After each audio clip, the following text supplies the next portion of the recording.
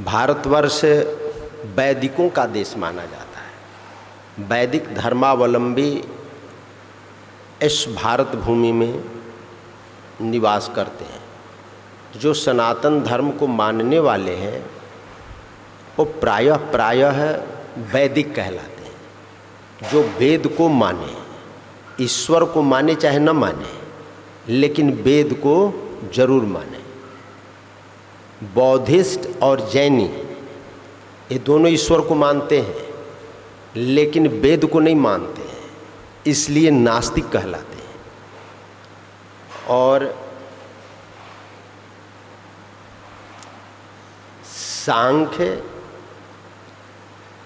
वैशेषिक, न्याय है, ये ईश्वर को नहीं मानते हैं लेकिन वेद को मानते हैं, इसलिए आस्तिक कहलाते हैं। कपिल की तो अवधारणा ही है ईश्वर असिद्ध है। ईश्वर की सिद्धि ही नहीं होती है, ईश्वर असिद्ध है। हाँ, भगवान कपिल को हमारे पंचमः कपिलो नाम सिद्धे सहकाल विप्लुतम भागवत प्रथम स्कंद के 3 अध्याय में है। भगवान कपिल को 5वां अवतार माना गया है भगवान का, सांख्याचार्य के रूप में, सिद्धों के स्वामी के रूप में। अयम सिद्ध गणाधीश सांख्याचार्य सुसम्मत लोके कपिल इत्याख्याम गंताते कीर्तिवर्धन, भागवत में आया।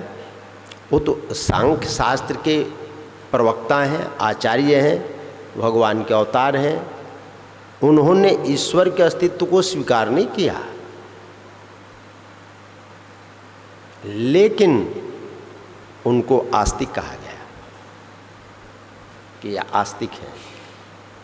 बौद्धों ने ईश्वर को स्वीकार किया लेकिन वेद को स्वीकार नहीं किया, इसलिए वो नास्तिक कहलाए।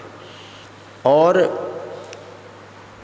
बात यहाँ तक आई गई कि उन बौद्धिस्टों को भारत छोड़ करके भागना पड़ा। भारत में बौद्ध अब फलित हो रहे हैं, नहीं तो इनको भागना पड़ा। यहाँ से लंका चले गए, चाइना चले गए, इंडोनेशिया चले गए, जावा सुमात्रा चले गए, लंका चले गए। यहाँ पर इनको वैदिकों ने रहने नहीं दिया, शास्त्रार्थ में पराजित कर दिया। जब बौद्धों का संपूर्ण भारत में साम्राज्य छा गया, बौद्धिस्ट संप्रदाय, बुद्ध का संप्रदाय बिल्कुल अपने चरम पर था। वैदिक धर्म का ह्रास हो रहा था, बिल्कुल पतन की ओर जा रहा था। और पतन की ओर ले जाने वाले वैदिक ही थे। भाई भगवान बुद्ध भी तो वैदिक संप्रदाय में ही जन्म लिए थे, क्षत्रिय कुल में जन्म लिए थे। महावीर भी क्षत्रिय कुल में जन्म लिए थे, वैदिक थे, सनातनी थे। बुद्ध और महावीर के बाद ये संप्रदाय परिवर्तित हुआ ना, लेकिन वो अवैदिक हो गए, वही नहीं हुए। उनके जितने अनुयायी हुए वो सब ब्राह्मण हुए, क्षत्रिय हुए। ज़्यादा से ज़्यादा ब्राह्मण और क्षत्रिय उनके अनुयायी थे। वैश्य, क्षत्रिय और ब्राह्मण भगवान बुद्ध के और भगवान महावीर के अधिक से अधिक जो अनुयायी हुए वो ब्राह्मण, क्षत्रिय और वैश्य कुल भी उनका बहुत अनुयायी बना।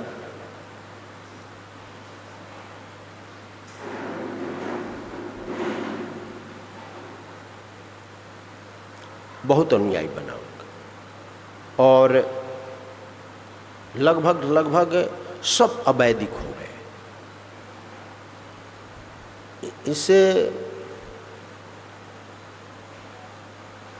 इस सनातन धर्म को, इस वैदिक धर्म को आखिर जीवित किया कैसे जाए।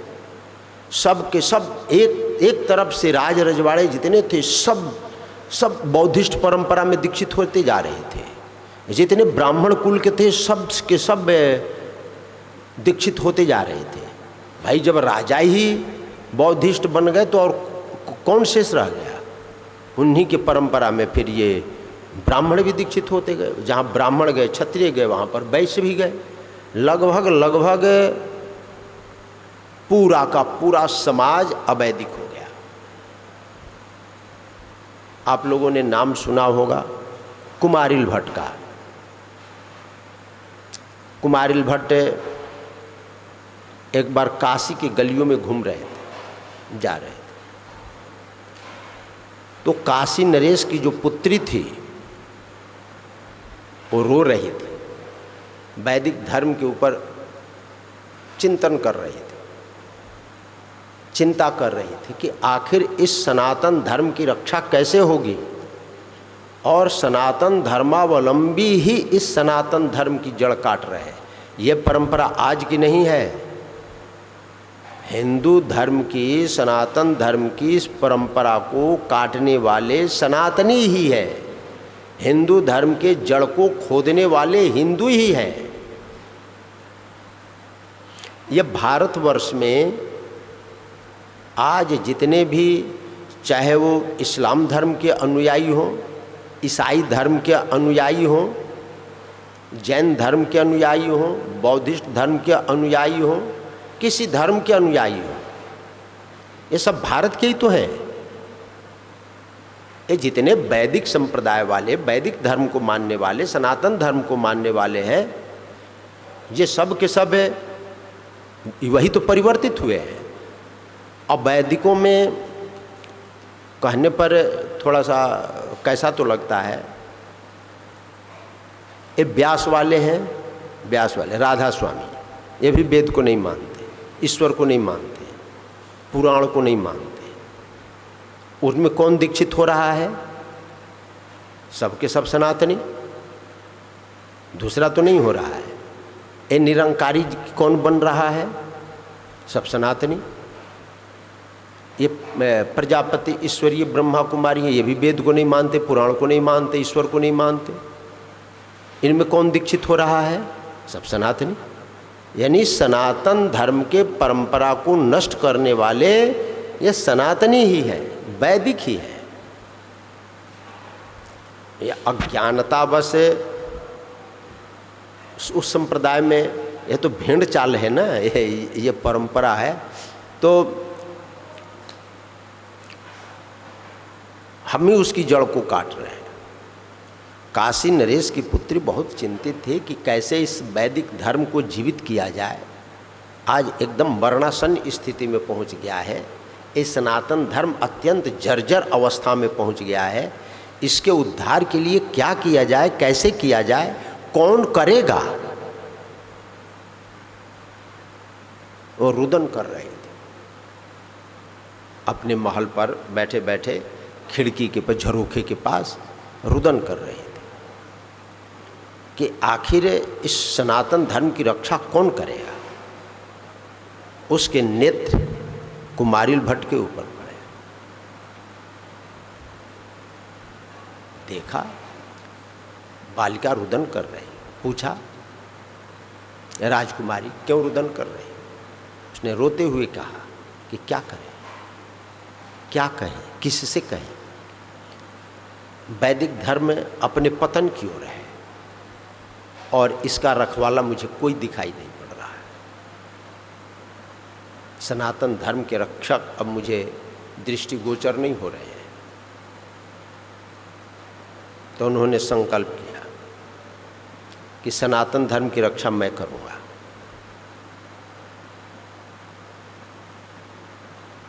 मैं आश्वासन देता हूँ, तुम चिंता छोड़ दो।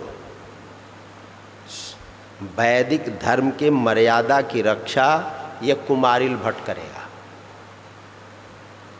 आश्वासन देकर के वहाँ से चले और कहे कि जब तक हम बौद्ध साहित्य का अध्ययन नहीं करेंगे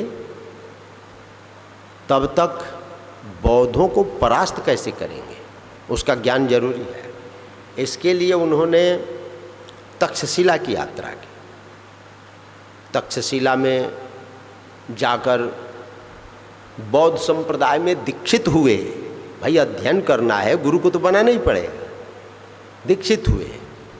दीक्षित होकर के उन्होंने संपूर्ण बौद्ध धर्म के साहित्य का अध्ययन किया, संपूर्ण दर्शन का अध्ययन किया।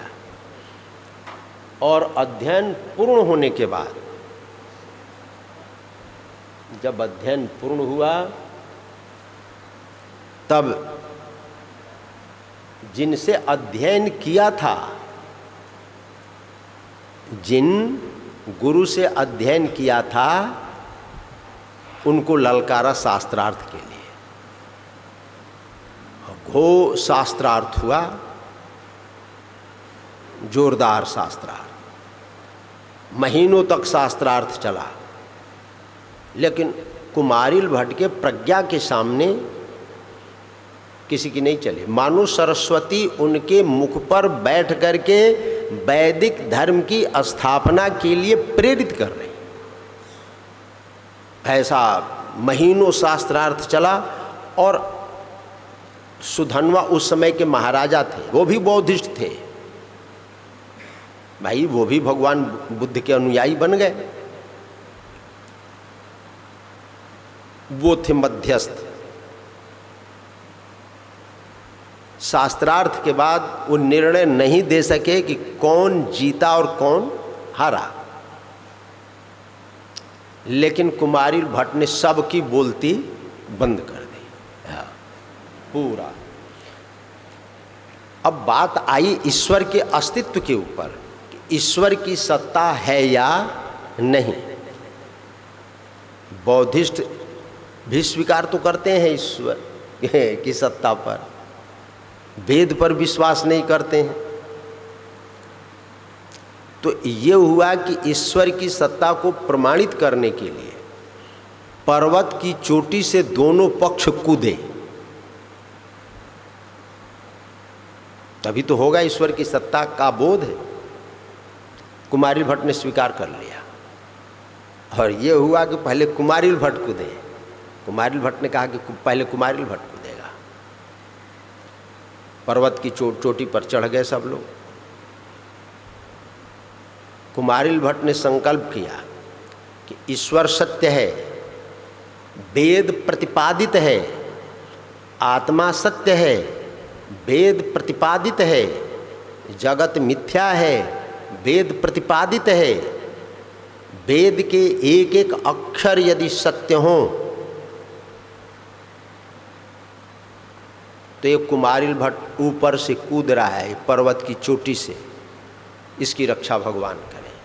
और ईश्वर का नाम लेकर के कूद पड़े, उनका बाल बांका नहीं हुआ। अब लोगों ने जिससे शास्त्रार्थ चल रहा था, अब तुम कूदो भाई, और वो तो भाग खड़ा हुआ। हाँ, वो टिका ही नहीं। तो सब लोग ने एक स्वर से कहा कि नहीं, वेद सत्य है, ईश्वर सत्य है, आत्मा सत्य है, वेद का एक एक अक्षर ईश्वर स्वरूप है। सब लोगों ने स्वीकार किया। जब बौद्ध धर्म का सबसे बड़ा गुरु पराजित हो गया,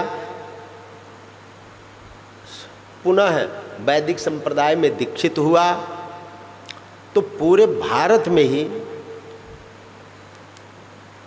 बौद्धिस्टों ने अपनी पराजय स्वीकार कर ली।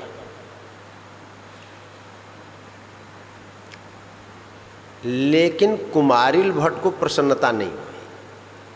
कुमारिल भट्ट ने कहा कि जिस गुरु से मैंने दीक्षा ली और उसी गुरु को मैंने शास्त्रार्थ में पराजित किया,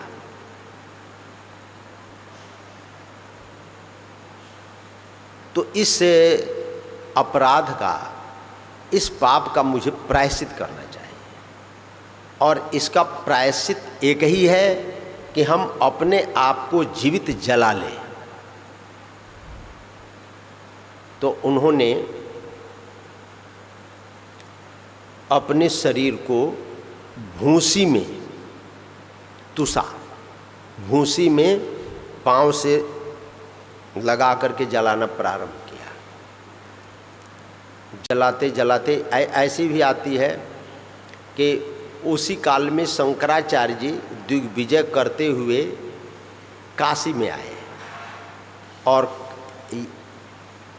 अद्वैत वेदांती थे शंकराचार्य जी, और कुमारिल भट्ट धर्म मीमांसक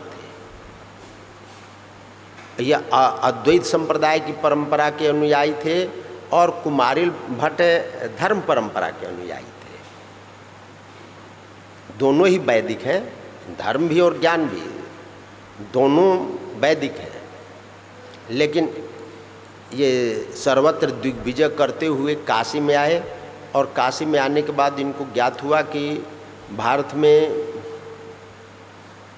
पूर्व मीमांसा के सबसे बड़े विद्वान कुमारिल भट्ट हैं। आप उनसे शास्त्रार्थ कीजिए तो ये मान लीजिए कि पूरा भारत आपसे पराजित हो गया। तो कुमारिल भट्ट के पास में आए। कुमारिल भट्ट उस समय अपने शरीर को अग्नि में जला रहे थे, कटी तक जल गया था। देखिए, हमारे महापुरुषों ने प्रायश्चित का भी क्या अद्भुत नमूना प्रस्तुत किया। एक एक तिल जल रहा है, कितनी वेदना होती होगी। हम लोग एक आग की चिंगारी लग जाए तो करा उठते हैं, और वो शरीर को जला रहे भूसी में तिल तिल करके। तो शंकराचार्य वहाँ पर पहुँचे। शंकराचार्य ने अपना परिचय दिया और कहा कि मैं तो आपके साथ शास्त्रार्थ करने के लिए आया था। तो कुमारिल भट्ट ने कहा कि अब मैं क्या शास्त्रार्थ करूँगा, अब मेरा कटी तक तो जल चुका है, अब आगे भी जलने वाला है। मैं प्रायश्चित कर रहा हूँ। मैंने जिन बौद्ध धर्म के आचार्य से शिक्षा दीक्षा ग्रहण किया, वैदिक धर्म की स्थापना के लिए उसको मैंने परास्त किया। गुरु को पराजित कर देना ये पाप, और उस पाप का मैं प्रायश्चित कर रहा हूँ। हाँ, आप हमसे शास्त्रार्थ करने के लिए आए हैं तो आप मंडन मिश्र के पास जाइए, मिथिलांचल में, मिथिला में। यदि आपने मंडन मिश्र को पराजित कर दिया तो आप ये मान लीजिएगा कि आपने कुमारिल भट्ट को पराजित कर दिया। तो वहाँ से शंकराचार्य चल कर के मिथिला में पहुँचे। अब कहाँ पर हैं मंडन मिश्र? जब मंडन मिश्र के गांव में पहुँचे तो जो पनघट पर पानी भरने वाली थी वो सब की सब संस्कृत में बात करती थी। उन्होंने पूछा कि भाई मंडन मिश्र का मकान कहाँ पर है? तो जो पनिहारिन थी उन्होंने कहा कि जिसके दरवाजे पर सुगा भी वेद पढ़ता हो वही समझ लीजिए कि मंडन मिश्र का घर है। तो वहाँ पर शंकराचार्य जी पहुँचे। मंडन मिश्र के सामने प्रस्ताव रखा शास्त्रार्थ का। मंडन मिश्र ने स्वीकार किया। इतने दो बड़े विद्वान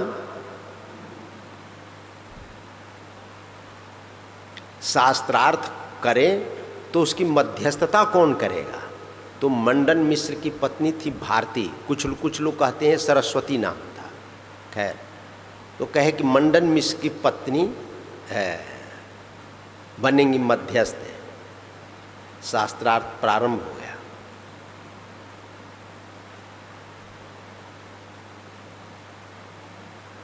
शास्त्रार्थ होते होते दोनों के गले में एक एक माला डाली गई थी, शंकराचार्य के और मंडन मिश्र के। और ये था कि जिसकी माला कुम्हिला जाए वो पराजित मान लिया जाए।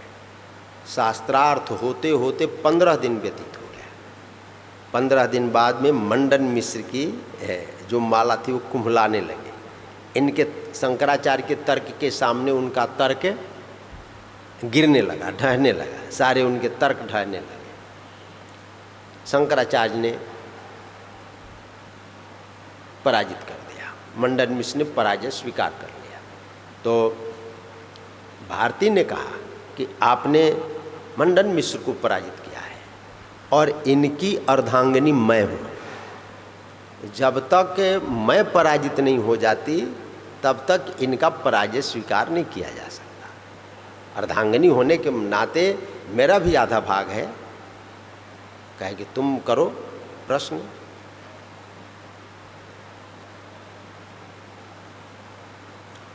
तो उसने काम शास्त्र की बात की, प्रश्न खड़ा किया। अब ये बाल ब्रह्मचारी थे, इनको काम शास्त्र का ज्ञान नहीं था। तब इन्होंने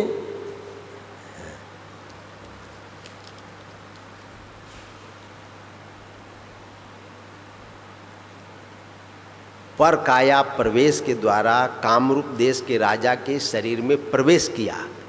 अपने शरीर को अपने शिष्यों के संरक्षण में छोड़ दिया। 6 महीना तक वहाँ पर रहे और अपने शिष्यों को मोह मुदगर देहें अस्थि मांस वसाद विकारम मनस विचारे बारम भज गोविंदम गोविंदम भज मूढ़मते, ऐसे मोह मुदगर बना करके ये दिए थे कि जब हम 6 महीने तक न आए तो तुम लोग ये जा करके ये मोह मुदगर का पाठ करना।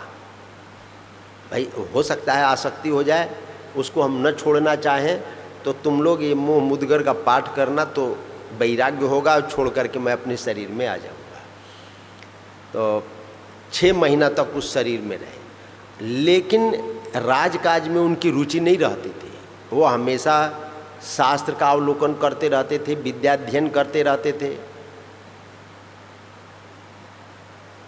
कामरूप के राजा मर गए थे, मृतक शरीर में प्रवेश करके, और रानी के साथ 6 महीने तक पूरी विधा को जान लिए।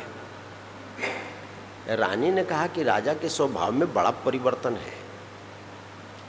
ये जो पहले वाले राजा थे, अब ये राजा नहीं दिखाई पड़ रहे हैं, क्योंकि उनका हाव भाव व्यवहार जैसा पहले था अब बिल्कुल बदला हुआ है।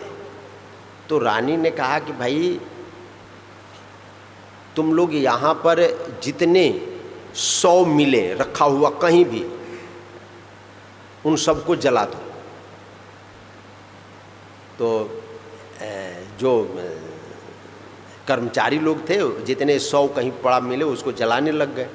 ये पता पड़ गया शंकराचार्य के शिष्यों को, और कहे कि भाई 6 महीना से ज़्यादा होने वाला है, गुरुजी लौट करके आए नहीं, इसका मतलब वो उसमें आसक्त हो गए। आसक्त हो गए तो उनके शिष्यों ने आकर मोह मुदगर का पाठ किया। यदि नहीं जाते हैं तो जला दिया जाएगा, तो कभी उस शरीर में लौट करके जाएंगे ही नहीं। तो जब मोह मुदगर का पाठ किया तो उस शरीर को छोड़ करके शंकराचार्य जी फिर अपने शरीर में आए, और आ करके उन्होंने फिर मंडन मिश्र के स्त्री को काम शास्त्र की जितनी विधाएं हैं सबका वर्णन किया। और जब भारती ने पराजय स्वीकार किया तब मंडन मिश्र उनके शिष्य, और कहते हैं लोग कि उनका नाम फिर तोटकाचार्य, कुछ लोग तो कहते हैं कि सुरेश्वराचार्य नाम पड़ा, ऐसी भी मान्यता है कि उनको ही सुरेश्वराचार्य कहा गया। फिर मंडन मिश्र उनके शिष्य बने, और इस प्रकार वैदिक धर्म की स्थापना भारत में, संपूर्ण भारत में फैली।